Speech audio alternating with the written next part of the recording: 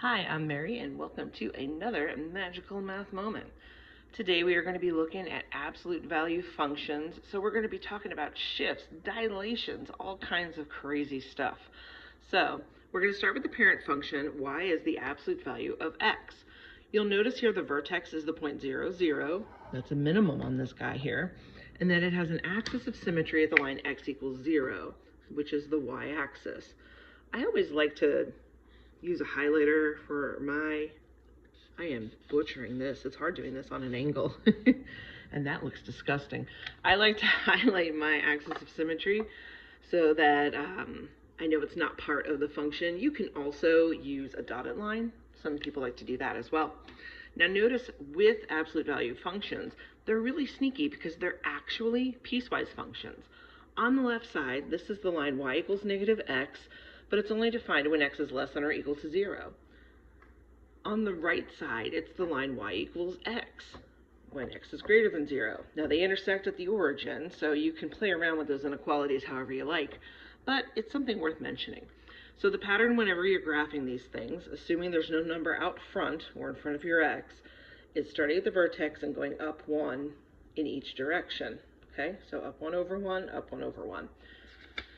Does it stay that simple forever? Of course not. Let's look and see what happens when we start messing around with the a value, which is the number out front. That's going to impact a couple of things. If the a value is positive, it's going to open up like normal, nothing weird going on. If it's negative, it means the graph reflects over the x-axis. So we basically take our v and flip it down. So what this looks like, if I have the absolute value, the negative absolute value of x, we're still starting at 0, 0, but now we're going down 1 over 1 in each direction. Down 1 over 1. And then we connect them, and we get our nice little V-shaped graph. Now, a also impacts the dilation of this thing. If the absolute value of a is greater than 1, we have a vertical stretch. So that's like taking the graph and kind of like pulling it away from the x-axis. If I've got the absolute value of a between 0 and 1, it's a vertical shrink. So we'll be pushing it toward the x-axis. So it appears a little bit wider. This kind of impacts what we think of as the slope, okay? So if I'm graphing 2 times the absolute value of x, the vertex hasn't changed. The slope has. Up 2 over 1, up 2 over 1. I can also go up 2 back 1 so that I have that symmetry. And there we go. All right. So notice how this graph appears more narrow than the absolute value of x. Over here with the 1/2, we're going to treat that 1/2 as a slope. So our vertex is still 0, 0, up 1 over 2. Ooh, wide guy, huh? Up 1 over 2. So he's like really flattened out, huh? All right. So it is a wider graph, okay? Vertical shrink, vertical stretch. Now, you may think that's weird, but wait, there's more. What if I've got a number inside the absolute value bars in front of an x? Let's start simple so we don't freak out too much. If we have y is equal to the absolute value of negative x, this is going to be a reflection over the y-axis. Now let's think about this for a minute. Y'all are pretty smart, right? If I were to take this function and reflect the points over the y-axis from the positive side, don't I just end up with this piece over here? And similarly, if I go over, take the negative x values and bring them over here to the positive, I get that piece. So the graphs are going to look exactly the same. So let me just show you that real quick. So we're essentially just graphing, again, y equals the absolute value of x. The reason that this works is because there's a property at work here. So we can kind of rewrite this as the absolute value of -1 times x inside the bars. I can then split that into the absolute value of -1 times the absolute value of x. We all know that the absolute value of a number is just a positive distance that number is from 0. So -1 is a distance of 1 from 0. So look at that. I'm off the screen a little here. Ooh, okay. So we end up at the absolute value of x. It's the same darn thing. Isn't that goofy? I know, it's kind of annoying. My apologies for you having to deal with that. So keep that in mind as you're dealing with these things. Now, where it gets weird is when you have an actual value for b, and it's taken out of the function rule as a reciprocal value. So if you have a number that's in there, like let's say 3, we're going to bring it out as 1/3, which means that this graph is really going to be a horizontal shrink. Here's the weird part. Horizontal shrinks look pretty much like a vertical stretch, okay?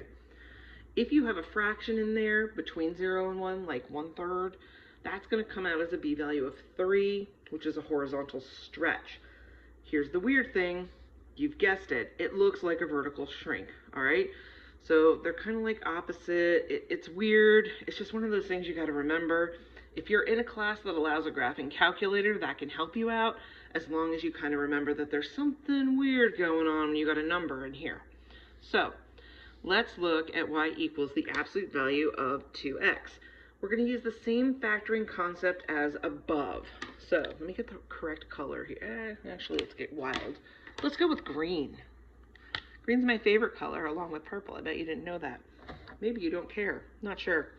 So we're going to rewrite this as the absolute value of 2 times x, which means the absolute value of 2 times the absolute value of x, which means 2 times the absolute value of x, which is what we just did on the other page.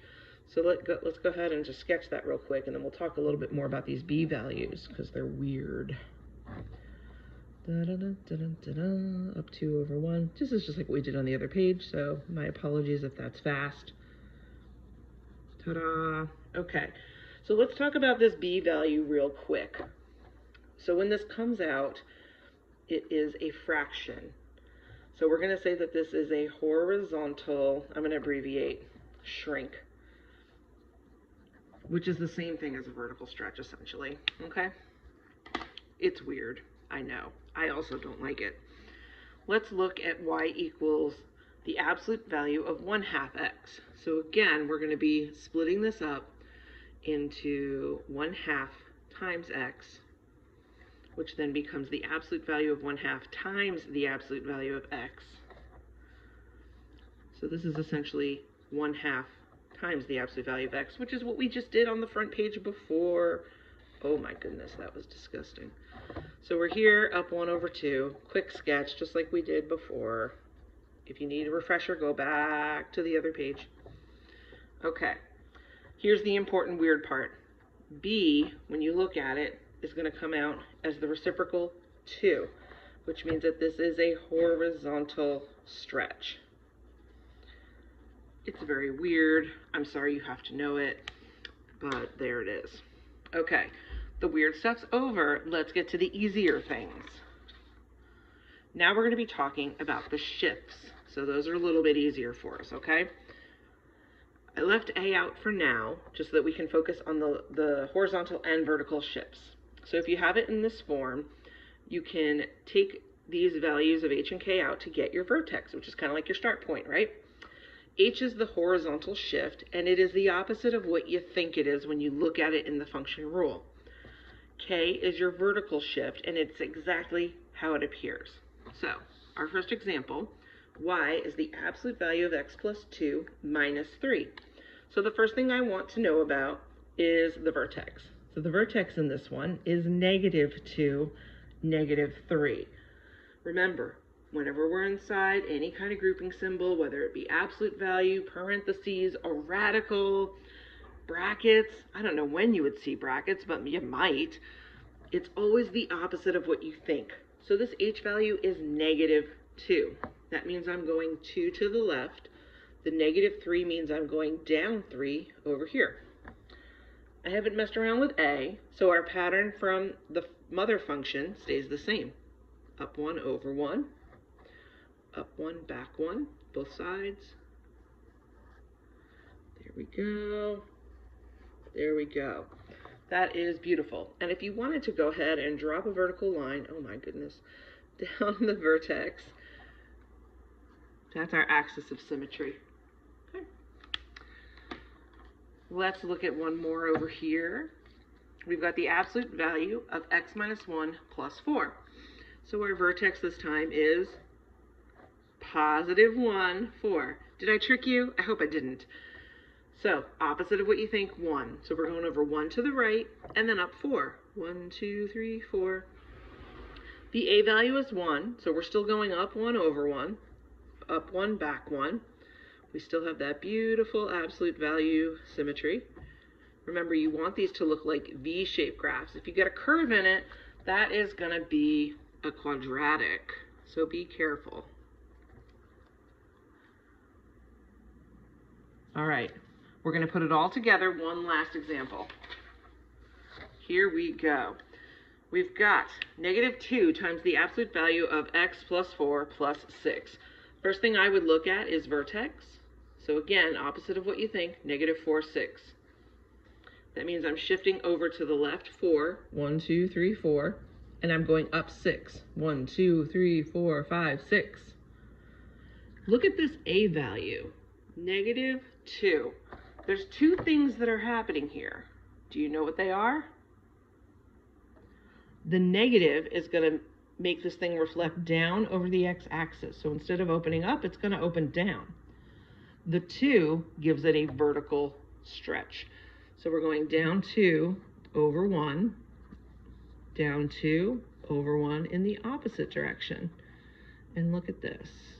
Do-do-do-do, do-do-do-do, do-do-do-do. Very pretty. If you want to drop your axis of symmetry in here, you can do that. It's the line x equals negative 4.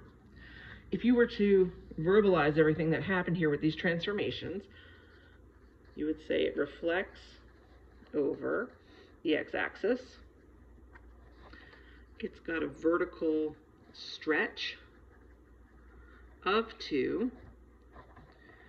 It's got a horizontal shift left 4 and a vertical shift up 6.